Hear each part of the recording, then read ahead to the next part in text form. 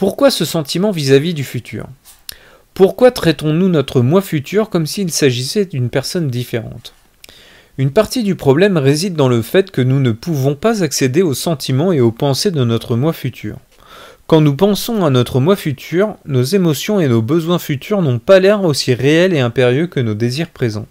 Les pensées et les sentiments qui forgent les décisions de notre moi présent ne se déclenchent vraiment que lorsque l'on sent l'imminence d'une occasion. Les étudiants qui choisissaient la quantité de ketchup et de sauce soja qu'ils allaient boire ne sentaient pas leur estomac se vriller quand la décision était pour le semestre prochain.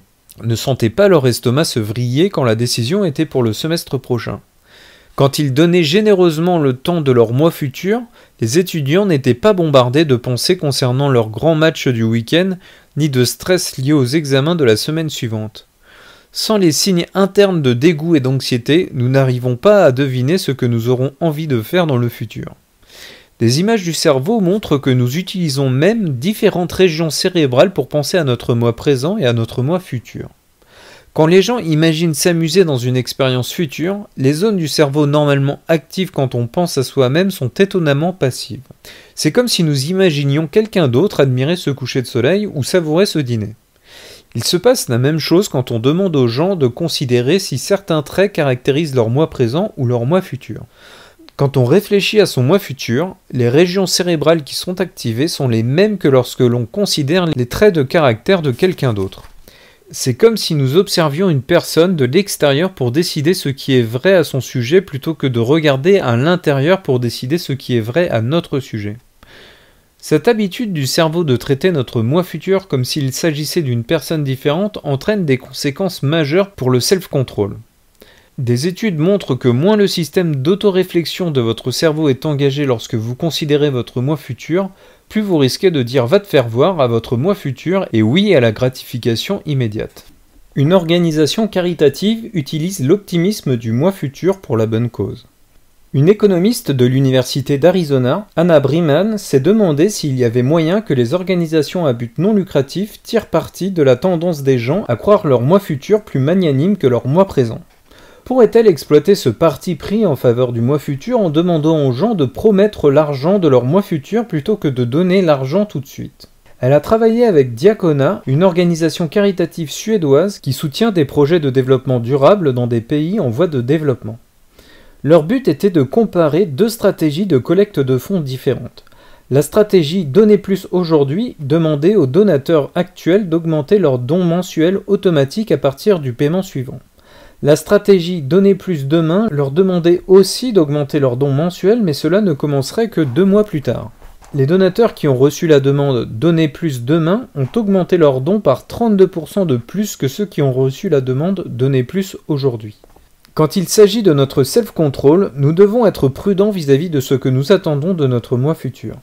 Mais quand il s'agit de convaincre d'autres gens d'engager leur argent, leur temps, leurs efforts, vous pouvez tirer profit du parti pris pour le moi futur en leur demandant de s'engager longtemps à l'avance. Quand votre moi futur est un étranger. Nous nous soucions tous plus pour notre bien-être que celui d'un étranger. C'est dans la nature humaine. Il est donc logique que nous mettions les désirs de notre moi présent au-dessus du bien-être de notre moi futur. Pourquoi investir dans le futur d'un étranger, surtout si c'est au détriment du confort de notre moi présent? Selon Hal Herschelfield, psychologue de l'université de New York, cet égoïsme sous-tend l'un des plus gros défis auxquels notre société vieillissante doit faire face. Les gens vivent plus longtemps mais partent à la retraite au même âge, et la plupart ne se sont pas préparés financièrement pour ces années supplémentaires. On estime à 2/3 le nombre de baby-boomers qui n'ont pas mis assez d'argent de côté pour maintenir leur niveau de vie pendant la retraite. En fait, une étude de 2010 a révélé que 34% des Américains avaient absolument $0 d'épargne pour la retraite, parmi lesquels 53% des gens âgés de moins de 33 ans et 22% des plus de 65 ans. Herschelfield, qui, jeune lui-même, n'avait pas beaucoup d'argent de côté à l'époque, s'est dit que les gens n'économiseraient peut-être pas beaucoup pour leur mois futur parce que c'était comme s'ils mettaient de l'argent de côté pour un étranger. Pour en avoir le cœur net, il créa une mesure de continuité du mois futur, c'est-à-dire le degré auquel vous voyez votre mois futur comme étant essentiellement la même personne que votre mois présent. Tout le monde ne voit pas son mois futur comme un parfait étranger. Certains d'entre nous se sentent assez proches et liés à leur moi futur. La figure ci-après illustre la vaste gamme de relations que les gens ont avec leur moi futur. Jetez un coup d'œil à la figure page 214, choisissez la paire de cercles qui vous paraît vous correspondre le plus, puis revenez. Ersan Hirschfeld a découvert que les gens qui ont un degré élevé de continuité avec leur moi futur, c'est-à-dire ceux dont les cercles se chevauchent le plus, économisent plus et accumulent moins de dettes, créant de la sorte un avenir financier nettement plus confortable pour leur moi futur. Si le fait de se sentir détaché de son moi futur mène à des décisions financières qui manquent de prévoyance, le fait d'apprendre à connaître son moi futur entraînerait-il une meilleure épargne ? Ersner Hirschfeld a décidé de tester cette possibilité en présentant à des étudiants d'une vingtaine d'années leur moi futur à l'âge de la retraite. Avec l'aide d'animateurs professionnels utilisant des logiciels de vieillissement, il a créé des avatars en 3 dimensions des participants tels qu'ils seraient à l'âge de la retraite. Le but d'Ersner Hirschfeld était d'aider ces jeunes participants à avoir le sentiment que l'avatar qu'on leur montrait était bien eux, et non un membre de leur famille. La réaction la plus courante des étudiants était « Oh, on croirait Oncle Joe ou le Tante Sally » ou une créature tout droit sortie d'un film d'horreur. Pour apprendre à connaître leur moi futur, les étudiants interagissaient avec leur avatar âgé en se plongeant dans un monde de réalité virtuelle. Les participants étaient assis devant un miroir, mais le miroir leur renvoyait l'image de leur moi futur. Si le participant bougeait la tête, leur moi futur bougeait la tête. S'il se tournait sur le côté, leur moi futur se tournait sur le côté. Pendant que les participants se regardaient dans le miroir, l'expérimentateur leur posait des questions telles que « Comment vous appelez-vous ? D'où venez-vous ? Quelle est votre passion dans la vie ?» Quand les participants répondaient, c'était comme si c'était leur moi futur qui parlait. Après avoir passé du temps avec leur moi futur, les participants quittaient le laboratoire de réalité virtuelle et commençaient à élaborer un budget hypothétique. On leur donnait 1 000 $ à répartir entre les dépenses présentes, une folie pour se faire plaisir, un compte en banque et un compte d'épargne retraite. Les étudiants qui avaient interagi avec leur moi futur ont mis 2 fois plus d'argent sur leur compte d'épargne retraite que ceux qui avaient passé du temps à regarder leur moi réel et jeune dans le vrai miroir. En découvrant leur moi futur, les étudiants avaient plus envie d'investir pour celui-ci et par extension pour eux-mêmes. Bien que cette technologie ne soit pas encore largement disponible, on peut imaginer le jour où chaque département de ressources humaines fera interagir ses nouveaux employés avec leur moi futur avant de leur proposer de souscrire au plan d'épargne retraite de la société. En attendant, il y a d'autres façons d'apprendre à connaître votre moi futur. Conférez à l'expérience de volonté, faites la connaissance de votre moi futur. Renforcer votre sentiment de continuité avec votre moi futur ne vous apportera pas qu'une épargne étoffée. Cela peut vous aider dans n'importe quel défi de volonté. Le fait d'avoir un sentiment de continuité avec leur moi futur pousse les gens à être maintenant la meilleure version d'eux-mêmes. Ersner et Hirschfeld ont remarqué que les gens qui avaient un sens aigu de la continuité avec leur moi futur avaient plus tendance, par exemple, à se présenter à l'heure pour l'étude, alors que ceux qui n'avaient pas ce sens de la continuité avec leur moi futur avaient plus tendance à laisser tomber et devaient reprendre rendez-vous. Frappé par cette découverte fortuite, il a commencé à explorer dans quelle mesure le sentiment de continuité avec son moi futur affecte la prise de décision éthique. Son travail le plus récent révèle que les gens qui n'ont pas ce sentiment de continuité avec leur moi futur ont un comportement moins éthique dans les jeux de rôle en entreprise, et sont plus à l'aise à l'idée de diffuser des informations qui pourraient ruiner la carrière de quelqu'un d'autre. Ils mentent aussi plus dans les jeux où tromper son adversaire est récompensé par de l'argent. C'est comme si le fait de se sentir déconnecté de notre moi futur nous donnait la permission de passer outre les conséquences de nos actions. Au contraire, nous sentir liés à notre moi futur nous protège de nos pires impulsions. Expérience de volonté. Faites la connaissance de votre moi futur. Vous pouvez vous aider à faire des choix plus réfléchis en vous projetant dans le futur. Pas la peine d'avoir une DeLorean. Vous trouverez ci-après 3 idées pour vous donner une impression réelle du futur et vous amener à connaître votre moi futur. Choisissez-en une qui vous attire et essayez-la cette semaine. Premièrement, créez une mémoire future. Des neuroscientifiques du centre médical universitaire de Hambourg-Eppendorf en Allemagne ont démontré qu'imaginer le futur aide les gens à différer une gratification. Il n'est même pas nécessaire de penser aux récompenses futures liées au fait d'avoir différé la gratification, apparemment il suffit de penser au futur. Ainsi, si vous essayez de trancher entre commencer un projet maintenant ou le remettre à plus tard, imaginez-vous en train de faire vos courses la semaine prochaine ou dans une réunion que vous avez planifiée. Quand vous vous représentez le futur, le cerveau commence à réfléchir plus concrètement et directement aux conséquences de vos choix présents. Plus le futur aura l'air réel et précis, plus vous aurez tendance à prendre une décision que votre moi futur ne regrettera pas. Deuxièmement, Envoyez un message à votre moi futur. Les fondateurs de futurme.org ont créé une façon d'envoyer un courrier électronique à son moi futur.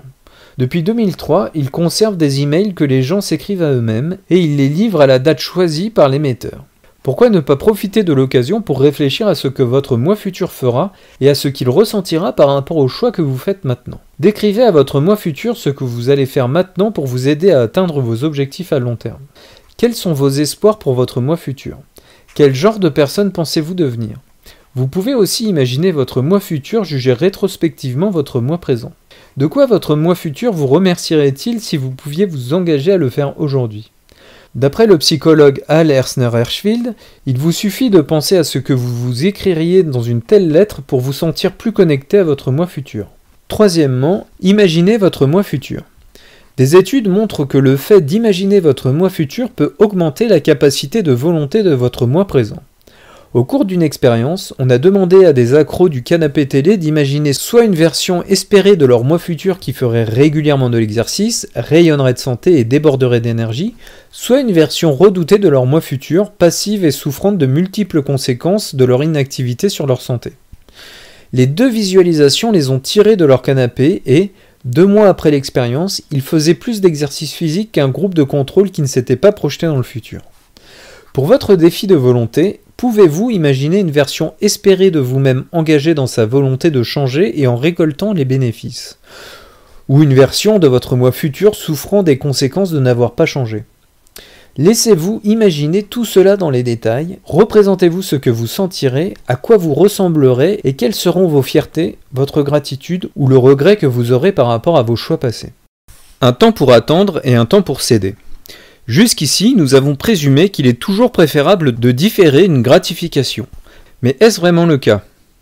Un chercheur en marketing de l'Université de Columbia à New York, Ran Kivets, a découvert que certaines personnes ont beaucoup de mal à choisir un bonheur immédiat plutôt que des récompenses futures. Elles passent leur temps à repousser le plaisir au nom du travail, de la vertu ou du bonheur futur. Mais elles finissent par regretter leur décision. Kivets appelle cet état l'hypermétropie. Une façon originale de parler de prévoyance. La plupart des gens, comme on l'a vu, ont plutôt le défaut inverse, ils ne voient pas très loin. Quand la promesse d'une récompense est sous leurs yeux, ils n'arrivent pas à voir au-delà l'intérêt d'une gratification différée. Les gens qui souffrent d'hypermétropie sont chroniquement centrés sur le futur. C'est-à-dire qu'ils n'arrivent pas à voir la valeur de céder tout de suite. C'est un problème aussi important que de toujours privilégier le présent. À terme, les deux mènent à la déception et à l'insatisfaction.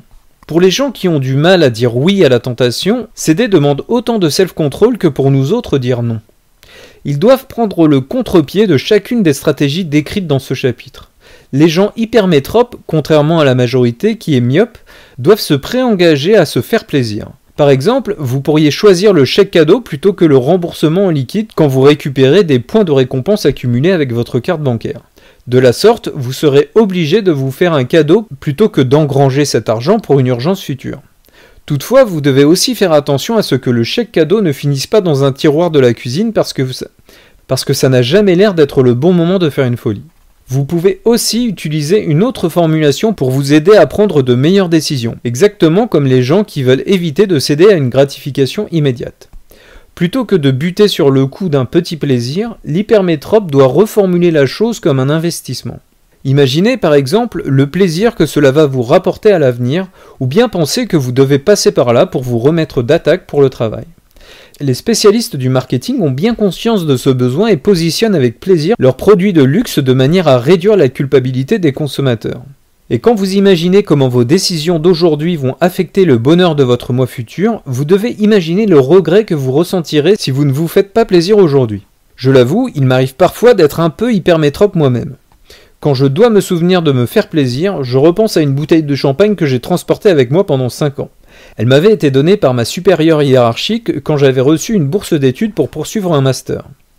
Quand elle me l'a tendue avec un mot de félicitations, j'ai eu l'impression que je ne devais pas l'ouvrir tout de suite. J'étais nerveuse, ne sachant pas si je réussirais mon master, et il me semblait qu'être admise en master n'était que le premier obstacle. Je me suis dit que je la boirais quand j'arriverai à Stanford et que je commencerais à m'y sentir bien.